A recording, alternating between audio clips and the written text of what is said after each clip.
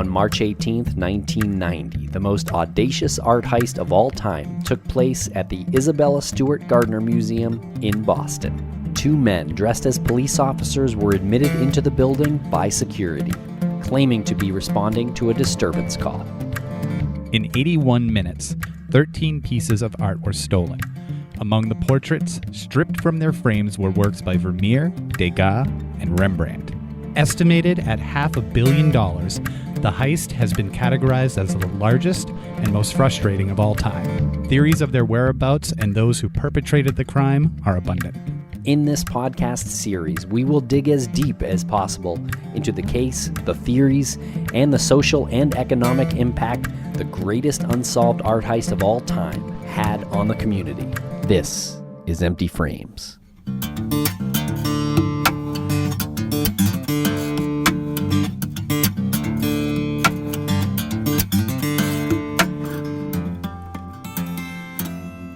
Welcome back to Empty Frames. I'm Tim here today with Lance. Lance, how are you today?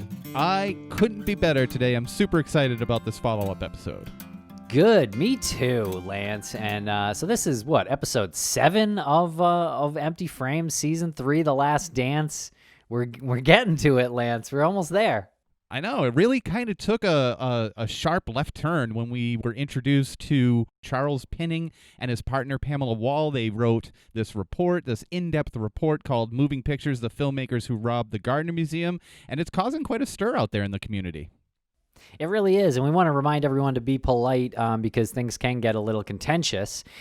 So please be polite and respectful. No name-calling out there. It doesn't matter who's right. All that matters is the artwork. So can we get the artwork back? If Charles and Pamela's theory is right, does that get us closer to the art? And I think that is one thing that we explore in this follow-up conversation with Charles and Pam, because again, that is the main point here, is the recovery. It's obviously very interesting in who did it, but we want to get us closer to where the art is, or recovering any part of the art. Right. And they're the only ones that really had a theory that was outside the box and really deserved a follow-up conversation. We go into a little bit more of the details with them, and we answer some questions that we had and some of the community had as well. But yeah, your point to just finding a way to return the art, yeah, it's valid. Like, this is why we're doing what we're doing, and there's a battle along the way, and Charles and Pamela both battled to get this report completed and in the right hands. So regardless of whether or not it's accurate, it's valid. It has valid points, and they had really thorough follow-up, and it deserves the attention. Yeah, great point. It is a new theory, and it is compelling. So, yeah, this is part 2 with Charles and Pamela. We go a little bit deeper this time, so I hope you enjoy it. And please follow us on Twitter at empty_frames. We're also on Instagram and Facebook.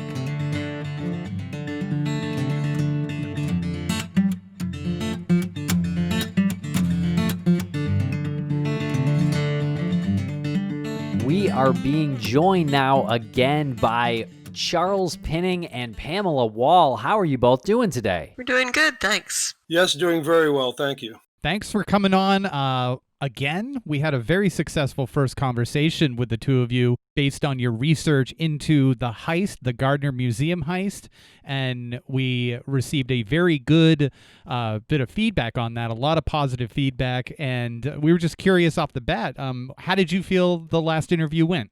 Yeah, I was pleased with it overall, and I got good feedback from people I know that listened to it and saw the information. Yeah, I mean, anyone that I spoke to who I had alerted to the podcast thought that it was excellent. Everyone enjoyed it very much, thought it was informative, everything went well. They felt it was a good show. Were there any, and I'm just curious now, but had you spoken to some friends about this and being like, hey, you should check this out on this podcast, and not really told them about, the intricacies of the case? I would say I certainly talked to some friends about it. The intricacies, I would say that I simply said, you want to listen to this. It's about the Gardner heist and the work that Pam and I have done on it. For the most part, for years and years since we started working on this, we weren't talking to people about it at all. because we had been instructed not to, for one thing, and there was a certain point in time where it just seemed like it was dead, and we decided, to try and get our information out there. And at that point, we started to tell a few people that we knew. Yeah, at the advice of our attorney, because we thought law enforcement was going to actually do something with our information. However, in 2016, when someone at a very high level, who succeeded somebody else at a high level, did a desultory investigation, basically an ass-covering 2 phone call investigation, never talked to Gibbons, told our lawyer, there's nothing there. And so at that point, that's when we started talking to other people, because law enforcement was not going to act on our information. And we are, just to recap real quick, we're talking about the document that you sent to us, Moving Pictures, the filmmakers who robbed the Gardner Museum. And it's your theory, a very substantial theory about Joe Gibbons. Well, actually, it's a book. It's also the backbone of a book I'm well into about this whole adventure and the theft. Right, gotcha. Okay, so we got we have all of your research and Pam's research into this. That is what we're talking about here. We're going to revisit some of these details, but I have a quick question about the law enforcement. You said they didn't follow up on this, or it kind of died for a period of time. What were can you elaborate on that a little more? What were the circumstances of that?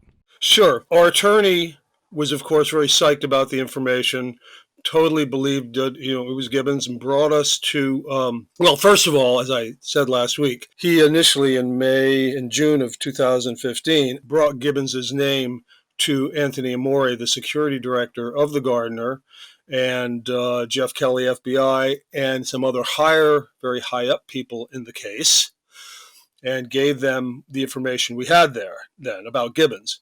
And then several months later, he brought us to someone very high up in the case. Okay, do you care on elaborating there? Well, you could make some guesses, I suppose, but no, I can't really comment on that. However, they were at the highest levels. If we make some guesses and you don't answer, would that be a yes? I can't do that, but you can make a guess and I can make a comment. High up. Mayor Menino. No. Oh man. All right. Yeah, I don't know. I'm not a legal eagle, but I don't know. Some high wig U.S. attorney. You might think that, but I couldn't possibly comment. Well, that was fun exercise. Okay, continue.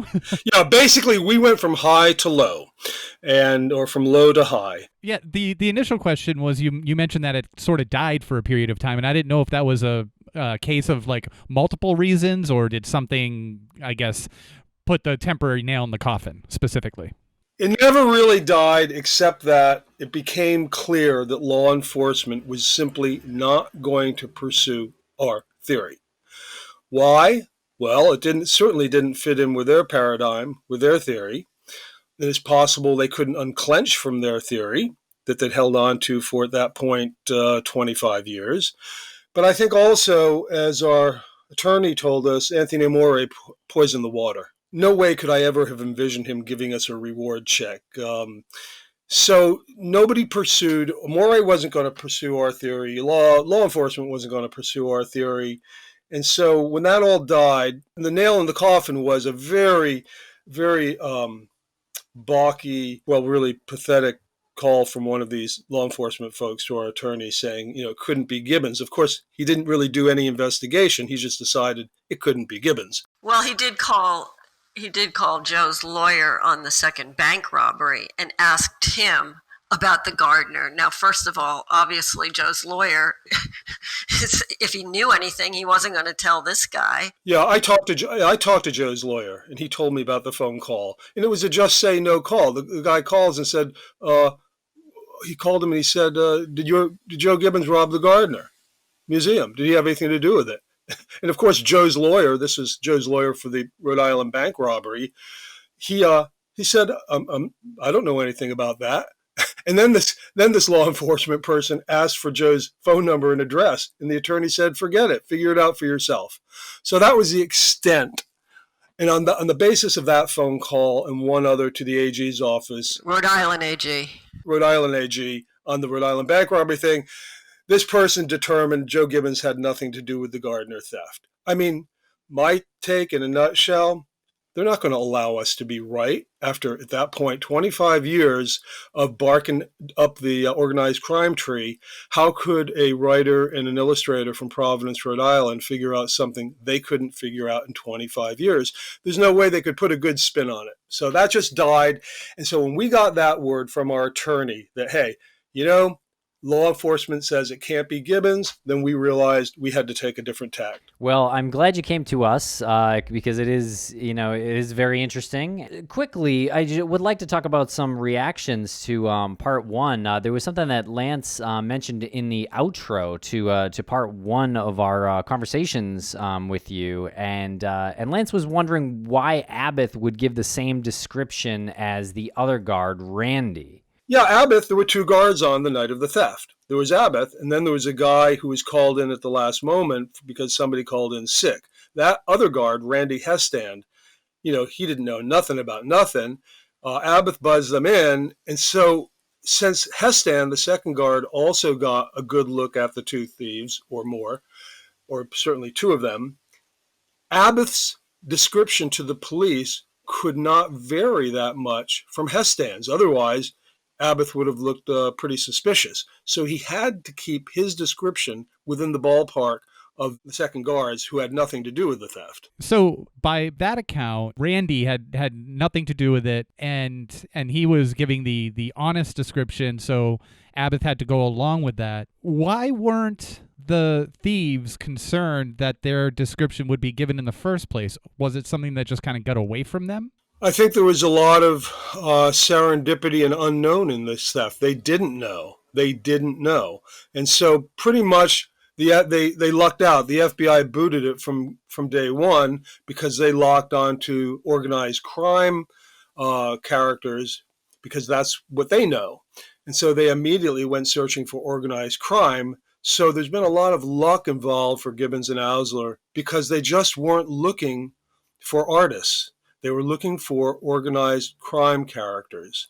And so, Abbott gives his description that might vary a little bit, to try to throw them off a little bit, but it couldn't vary too much from Hestand's.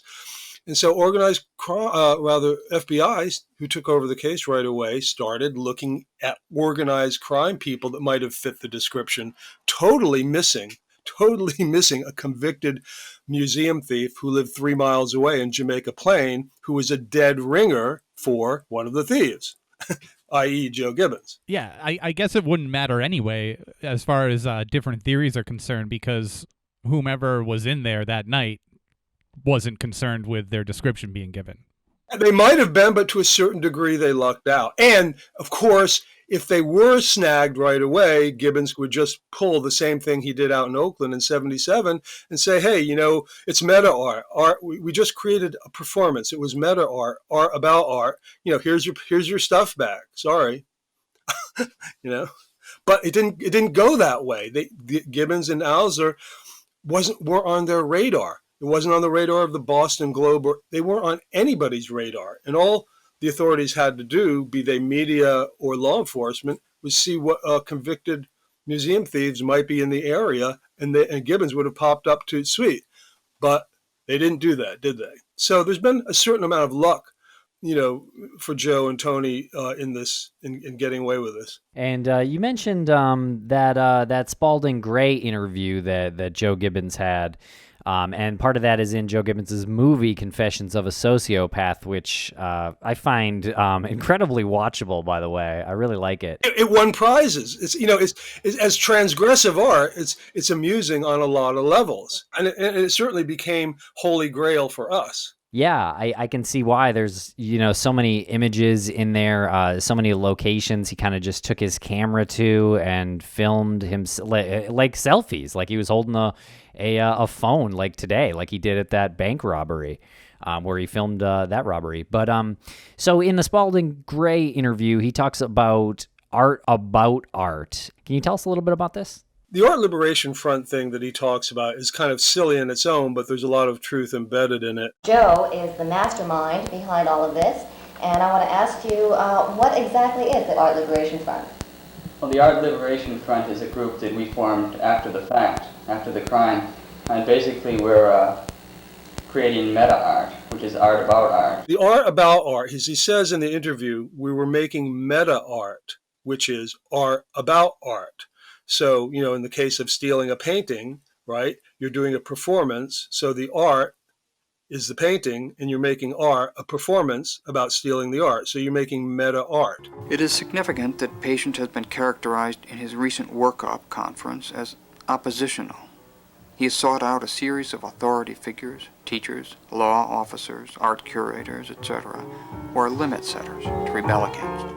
He rebels against authority figures or limit setters, including, the police and art curators. All of this little segment out of Sociopath, the interview with Spalding Gray, which has the audience giggling and all because Joe's such a charmer, was really just jam-packed with motive information. Now, you mentioned during that Spalding Gray interview, the audience was giggling, and for those who haven't seen it, we can link to that. But what was he saying? How was he being so charming? He was very matter-of-factly talking about the Oakland robbery. I thought there was an alarm attached to them. They do that at some places. And I think they started doing that after this incident happened. Which Stephen Con was it? It was Scissors with Lemon. It was painted in 1957, and I think it was appraised for, at that time, about $13,000. It was like a jacket, a little bigger than this. Stuck out to here. But I had a woman who was with me. She put her arm around me, and I had some papers. And we just walked out. There were, guards standing. Well, they weren't in that particular section. Just walked out of the museum and just drove away. And they just walked out, got in the car, and drove away. And the audience thought that was hilarious. Did they film that one? Is there footage of that in Confessions of a Sociopath, or does he just recreate that later? I think he mostly recreated it later. Yes, it seems like a recreation.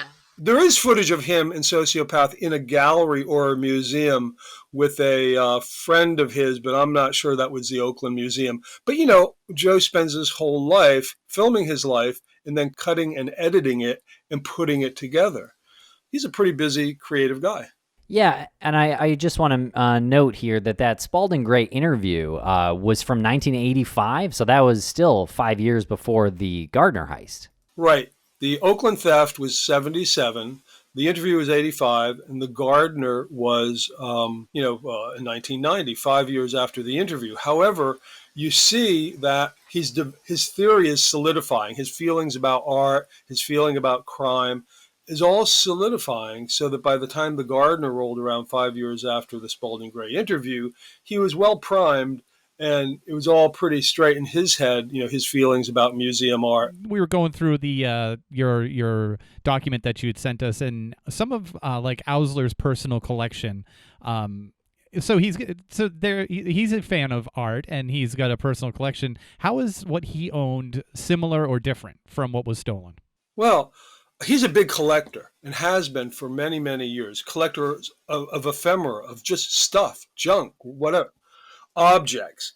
And so he's long had an interest in winged creatures, be they eagles, angels, walking sticks, but creatures with wings displayed, like the finial. After the theft, these guys started dropping clues all over the place. Obviously, not with saying we robbed the Gardner, but Tony started posting lots of images of creatures and eagles with their wings displayed on his Instagram page.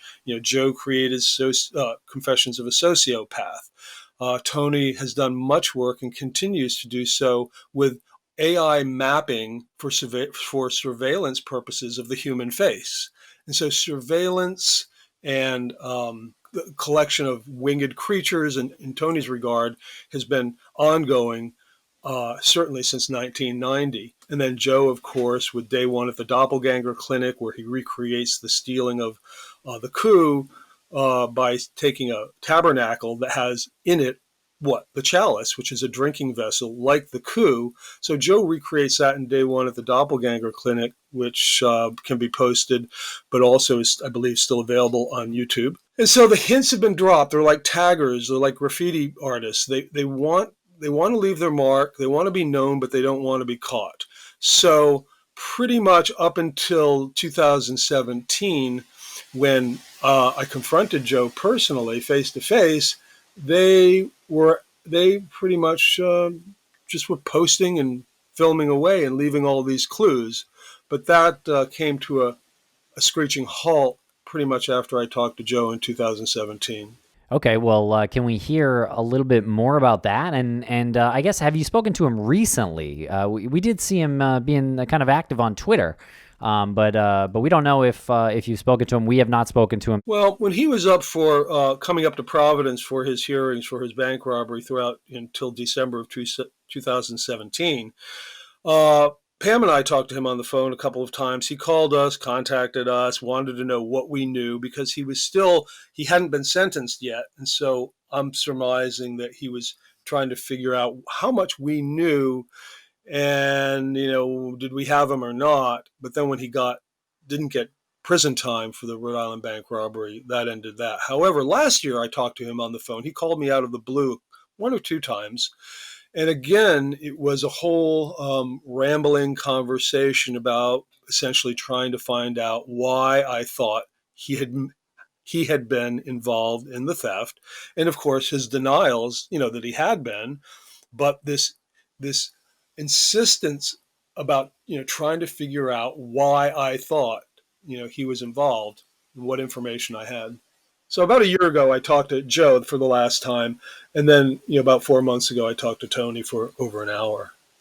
And was he satisfied? Were they satisfied when you told them why you thought it could be them? Satisfied?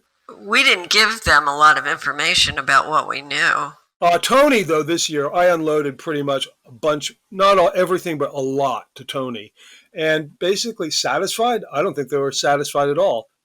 Tony wouldn't get back to me. I tried to contact him a few times after I unloaded a bunch of information, and that was it. He was done. He could see, and so could Joe at that point, that there was no good for them to be in touch with me anymore, because anything they said would only potentially compromise them. So that was the end of that. But Tony and I spoke for over an hour, I think back in March, and same thing. He wanted to know what I knew. And I mean, here's a guy that I didn't know, I'd never met before. He has a family, a wife, a child. Why would he want to talk to me for over an hour? If somebody called me up like that and said I was involved in a theft, I might say, well, I'll tell you what, sorry, but you're wrong. Interesting idea, but bye, gotta go. 5 minutes, maybe. And I also told him that I was going to publish information implicating he and Gibbons in the Gardner theft. So he knew precisely what I was going to be doing. So he never said, no, I didn't do it or anything? Yeah, he did say, yes, he said, well, this is all very interesting, but Joe and I were not involved. I mean, what's he going to say? You're right. Oh, God, Charles, you're a genius. You figured it out. No, he just said, well, it's interesting, but what can I tell you? It wasn't us. However, when I told him that I was going to be publishing information implicating them, there was no pushback. And there's not going to be any pushback. Why? I'm right. Now, you mentioned Tony Ausler. There's another Tony involved in this. I don't think we got into him too deeply on the last conversation. There's Tony Conrad. He's also an artist. What was his role in this? He was a mentor. Yeah, as a mentor. He died a couple of years ago, around 75. I mean, Joe is 67 now. Tony's about 65. But Conrad taught Joe at Antioch College in the early 70s. And Conrad and Gibbons and Alza remained friends until very close friends and colleagues and working colleagues until Conrad's death a couple years ago. Conrad went on to become a longtime film video professor at SUNY State University of New York at Buffalo. They collaborated on many projects together. And in fact, Abbott, when really pressed hard by law enforcement about what the thieves looked like years later, kind of threw up his hands at one point and said in exasperation, I don't know, one of them looked like Colonel Klink in Hogan's Heroes. And of course, at that time, back in 1990, Tony Conrad very much resembled Colonel Klink. You know, you're right. You have the picture side by side with Tony Conrad and Colonel Klink, and there is a resemblance. And even if you just do a Google search of Tony Conrad, the the first picture and images he does look very close to Colonel Klink. Yeah, yes. And Conrad had very much an anti-establishment, anti-established art, anti-museum point of view that he constantly was pushing through all of his artwork. I mean, he was a guy who, I think even Tony Alzer said at one point in an interview I saw, he said, yeah, Tony Conrad does have a big problem with authority. Was Conrad involved in the theft? I don't know. He would be my choice for a third person. Do you think that there's any, and I kind of already know the answer to this, do you think there's any relevance with the Tony Conrad exhibition where he's actually showing, he's showcasing like paintings of empty frames? I think that was in the University of Buffalo.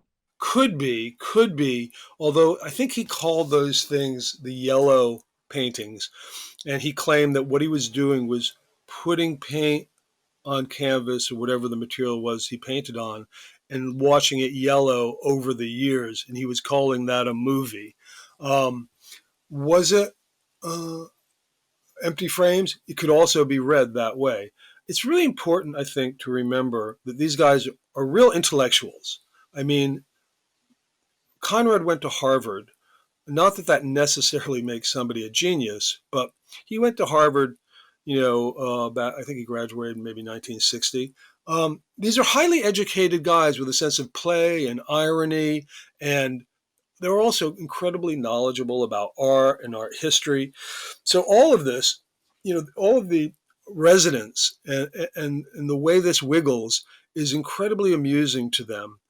An interesting side note, Tony Conrad's father developed something called razzle dazzle for camouflage for naval ships during World War II, where they'd paint this abstract design on the side of the ship so enemy ships wouldn't appear as a ship from a distance. The whole deception thing. It's very interesting how these guys, it's sort of in the DNA, I don't know. But early on, Tony Conrad certainly had more than a passing acquaintance with, I would say, deception and subterfuge and all those fun things that are rightfully a part of art. And part of that Spalding Gray interview, Joe was talking about how he would steal books and sell them. Could you talk to us a little bit about that process that Joe did? Yeah, Joe is a big art. He actually robbed the Brown bookstore in Rhode Island at one point. He was stealing books, particularly art books, because art books tend to be expensive. He'd steal them from a bookstore and then resell them to another bookstore, claiming that they were his reviewer copies. He talks about this openly in his movie Confessions of a Sociopath. And there's a lot of footage of him actually stealing books in various stores too. I stumbled on this ploy with a friend of mine, and we would pose as book reviewers. And first we'd have to procure books. Right. And then we just pose as book buyers. Initially, he started shoplifting art books to support his habit. I wouldn't go to a bookstore and say, I'm a critic, can you give me a few books? Right. You'd steal the books from a retail store. Yes. And you take them to the bookstore. Yes. Right. That was a lot of stealing, in order to get $40 a day, because you're paying rent too, right? Were you eating anything at the time? We weren't paying rent, actually.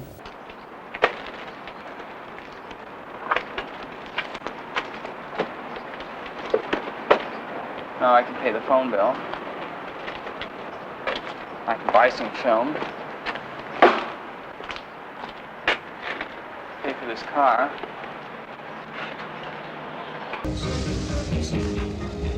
According to a friend of his that I talked to, he would, for instance, hide his camera in a paper bag on a shelf or stuff like that so he could film himself stealing books in bookstores. Being an artist and trying to get by is not an easy gig if coming up with money, and so he would come up with money this way. But he was also, as he said to Spalding Gray, he had developed a bit of a heroin habit out in San Francisco, and so he was stealing books and picking up money that way and reselling them, claiming they belonged to him and that they had been reviewer copies.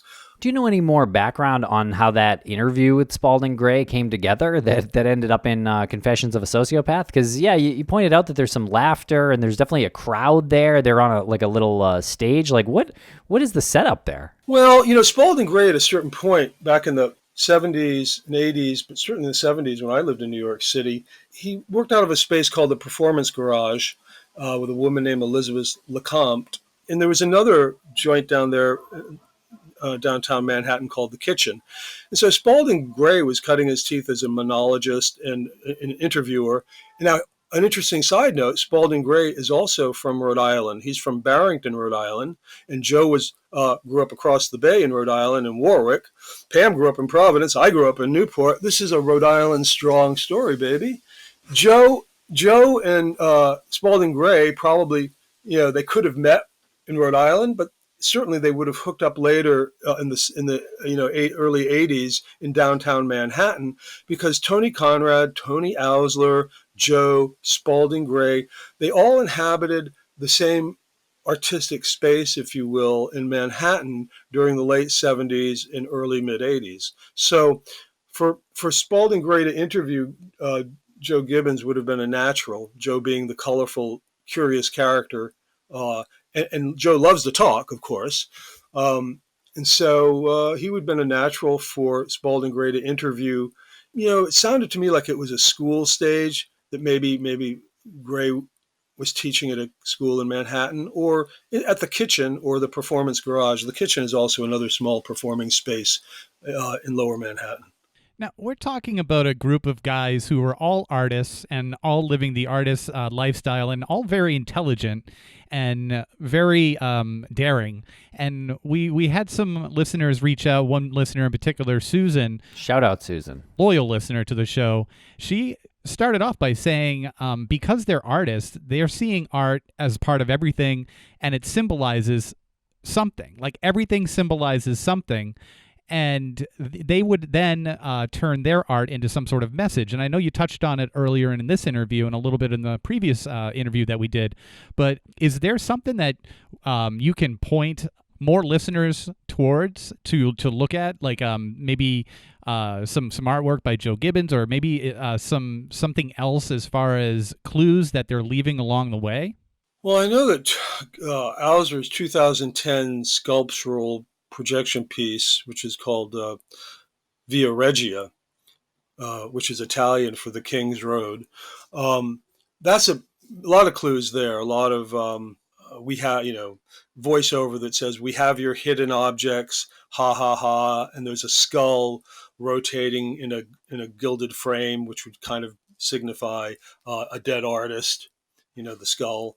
So Ausler's Via Regia. Certainly Ausler's collection of objects, and all you have to do is Google Tony Ausler. The New York Times did a number of articles on him and his collection dating back to the early 2000s. I mean, he's kind of a New York darling when it comes to his work. So honestly, now that people have the two names, Joe Gibbons and Tony Ausler, they can start Googling them, and they'll probably come up with a lot of the stuff that we came up with 5 years ago. When we came upon Joe. Do you think that there's any significance in the number of pieces of art that were stolen? 13? No. Yeah, I encourage everybody to look, and what they will find, however, especially those who've been studying the Gardner case or have an avid interest, is they will dig up a lot of the stuff that Pam and I dug up over the course of the last 5 years. It's out there, unless, of course, Gibbons and Ausler try to furiously scrub it off. But a lot of it's going to be there. And they will see what we found. And I encourage people to do so, because it's really a fun Easter egg hunt.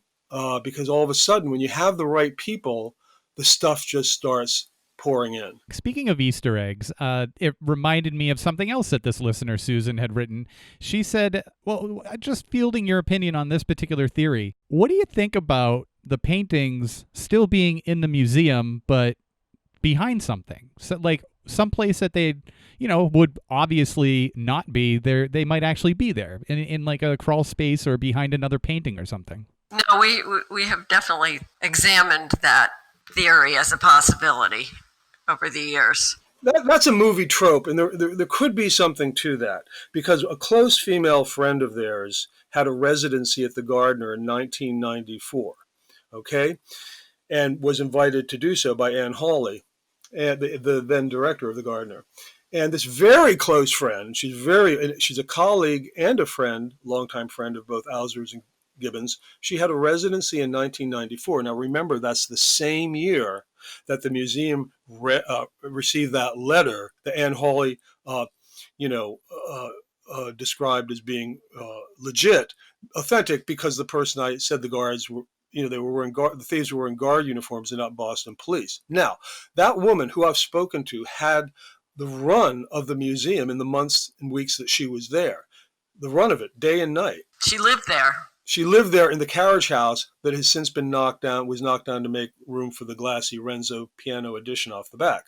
But this woman could have, because you figure after the theft, of course, they swept the museum thinking that very thing. Was the stuff stashed somewhere in the museum? But by 1994, as Pam once pointed out to me, the museum had already been swept to see if the art was there. So by the time this woman got there, sure, she could have brought the art back in and stashed it someplace. So it's possible it's there. I don't personally think so, but it's possible. I mean, could you imagine that? Could you imagine if it was there? It's the kind of thing they would love to do. It'd be amazing. Oh, yeah. Well, it would certainly fit in with their prankster, the hilarity and fun and the prankster quality of it all. But Pam and I came up with some other theories that I think are quite plausible. Probably one of the best ones is, remember, in 1990, it was pre-9/11, so you could come and go from museums in any public place with a lot more ease. And, we thought a good place might be putting it in the storage or archives of a museum or an institution in the Boston area, such as the MFA or the Harvard museums, because stored there, they would be in archival conditions, as the letter writer said in 1994. They're being stored archivally, but also being unindexed. No one would be looking for them. So they could sit in one of the storage places of these institutions for many years until they were stumbled upon. And then when they were stumbled upon, they would be untraceable to whoever put them there. So that's one interesting theory we've come up with about where the art might be, among others. Because in any given museum or institution, it's like a tiny fraction of the art that's possessed by that institution is ever on display. Right. What you see when you walk into a museum is about 90% of that institution's collection. About 10%. That's what you're seeing. 90% is in storage all of the time. And they, in all of these places, have enormous, you're talking about, Raiders of the Lost Art kind of thing. Big Home Depot-sized storage units outside of Boston and around Boston where they store all of their archived art. Oh, man. You know what?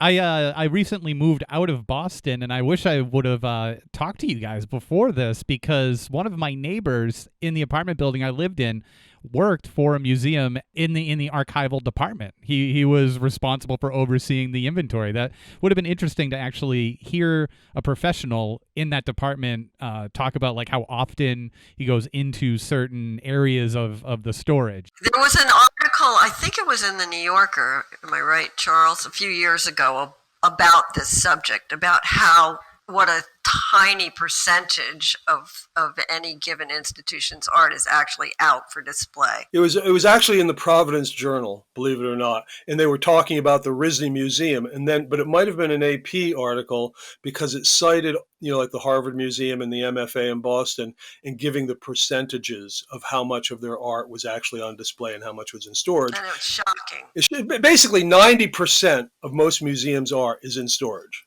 I'm not going to lie. I think we figured it out.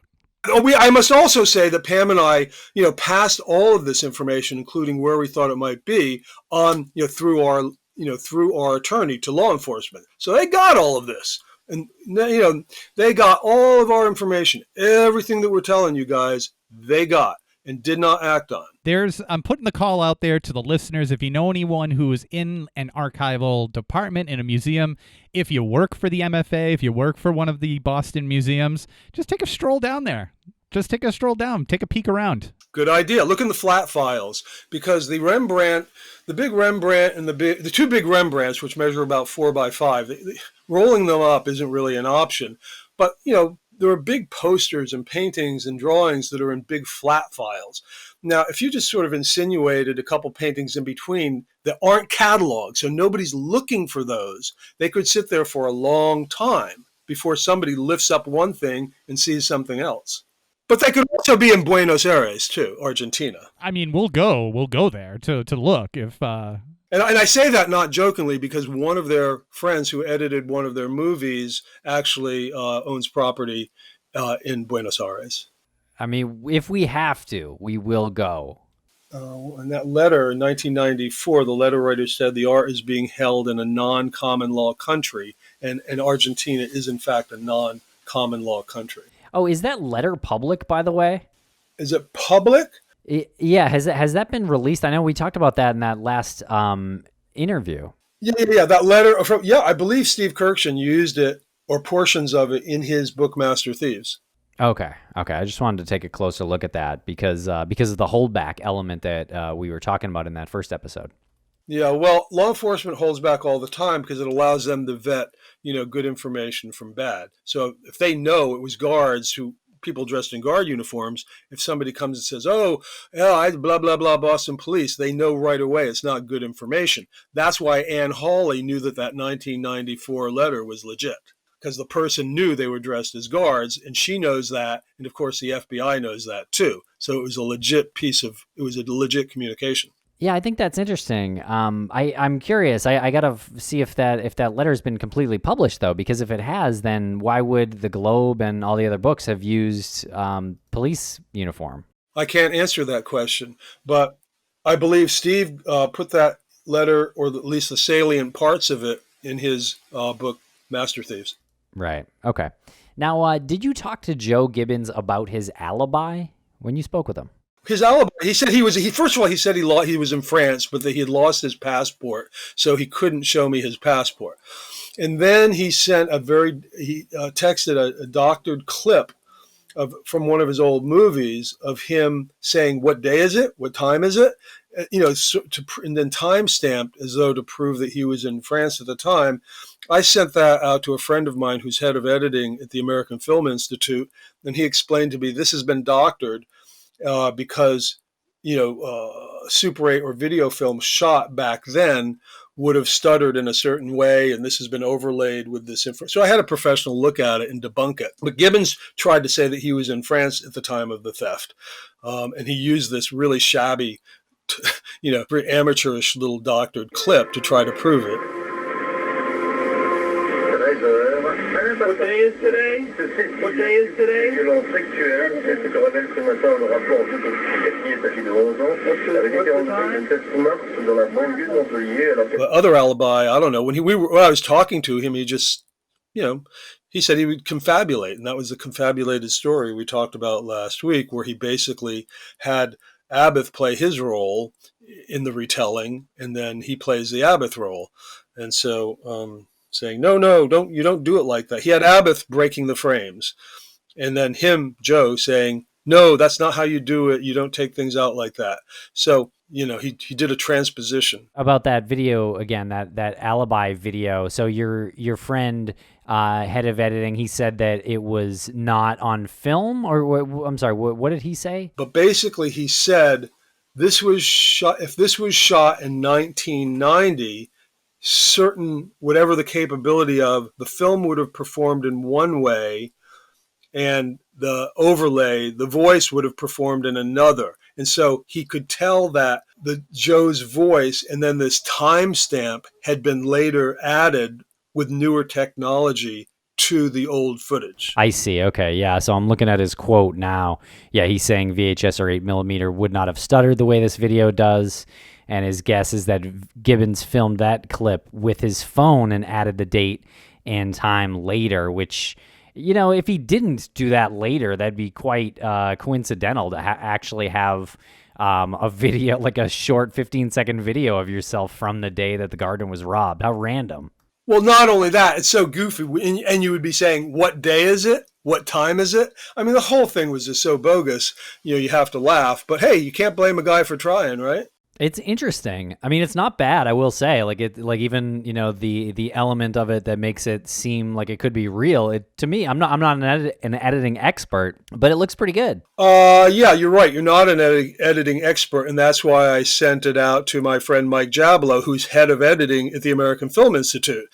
Somebody who actually is an expert in this. Yeah, actually, I am a bit of an editing expert. I have been doing a lot of editing for years. Oh, okay. Maybe we can get you a job out at the American Film Institute. No, thanks. I'm actually okay with what I do. Thank you. I have a quick question about the Art Liberation Front. Is that still in existence? Oh, that was just silly to begin with. I mean, Joe Gibbons is a prankster and a gamester. He and his pals were just having a good time. But it sounds like a fun organization, but it was in no way, a trademarked formal organization. It was just like you and me and Pam and Lance and Tim getting together and say, hey, we're going to form a club. We're going to call ourselves the Hidden Bottle Club. And we're going to have this little clubhouse over here. And we're going to do these things and we're going to go out and collect bottles. And it's going to be really great. And because we think the bottles are just like came from Mars.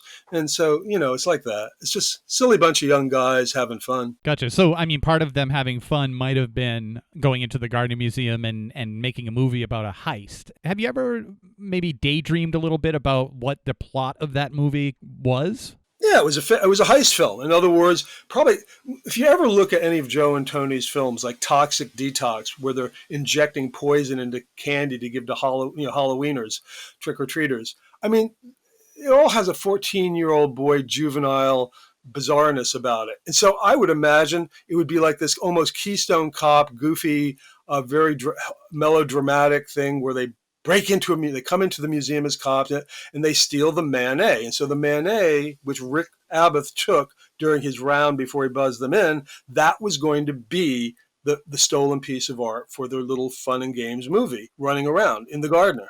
And the security guard uniforms were, part of their costumes for the movie. And then when they shot their fun movie, who knows, they're going to run around the museum. What better than to have footage of running crazily around, the beautiful courtyard and galleries of the Gardner Museum. I mean, it would just be so much fun and nutty. And then you make this movie. And, Rick had already given his 2 weeks notice, so the museum really wouldn't have been able to do anything to him. And it just would have been a big lark and lots of fun. And then after the movie was shot, Rick on another round would simply put the Manet, the Chez Tortoni, back on the wall, and nobody would be the wiser. And that's why it was found at the guard station, because that's the piece that Rick brought back, right? Be small enough to hide from Hestan, and that's the piece he brought back when he buzzed them in, so it was there. So on the way out, the little Manet was sitting there, so they popped that out of its frame and took it and left the frame right there on the director's chair. Are the cops coming to get you now?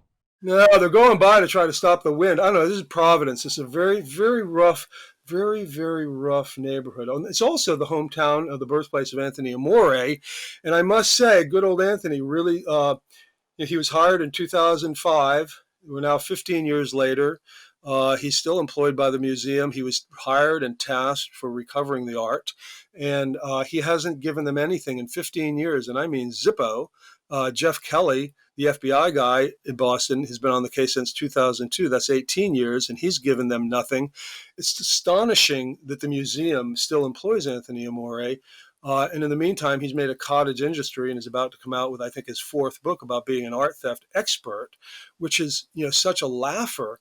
I urge your listeners to contact the FBI and ask them why they haven't investigated Joe Gibbons and pursued, this information that makes the most sense. And I would also urge them to contact the Board of Trustees of the Gardner Museum and find out why they still employ Anthony Amore and why they have been negligent in their fiduciary responsibilities to the museum by turning everything over to a person, Anthony Amore, who has provided them with 0 results.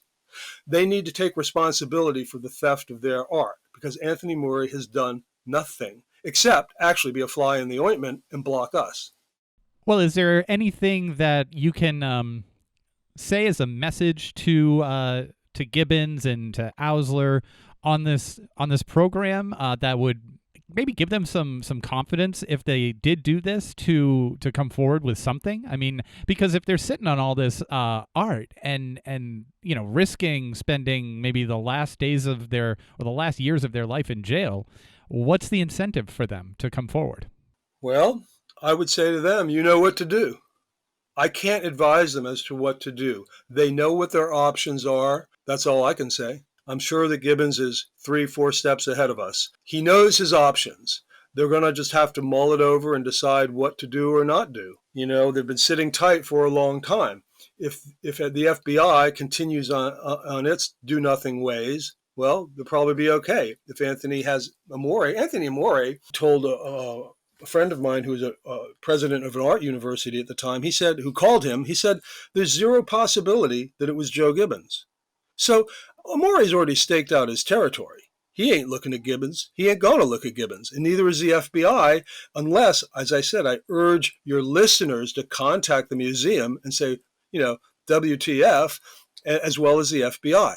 Because here's the best information. I'll sit down with the FBI or Amore any day of the week and place my information against theirs.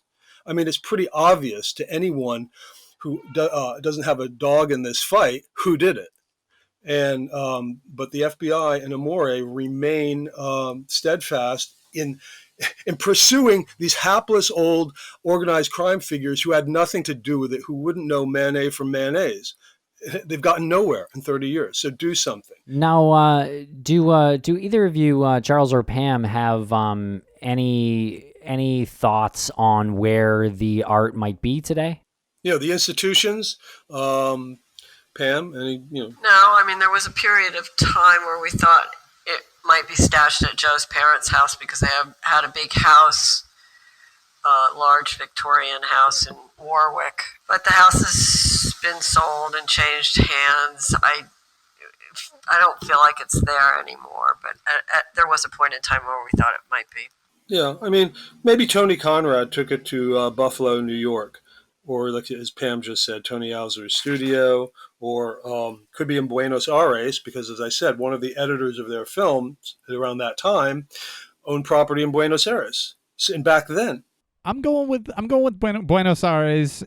I'm 50-50 with that, and it's back at the museum, or back in a museum in the archival department. Yeah, well, I certainly hope it's in good condition, and it could be, that art, when you aggregate it, when you look at all the pieces off the frames, which they are, they don't actually take up that much space. And so they don't actually require a lot of space to be neatly hidden.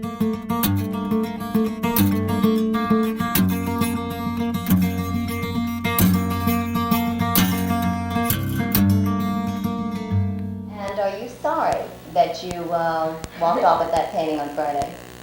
No, I'm not sorry at all. I think there were a lot of good ramifications. For instance, they beefed up the security staff, I heard, which gave more jobs to the Oakland community. Okay, well, there you have it, the Art Liberation Front. What do you think of all that, Dave?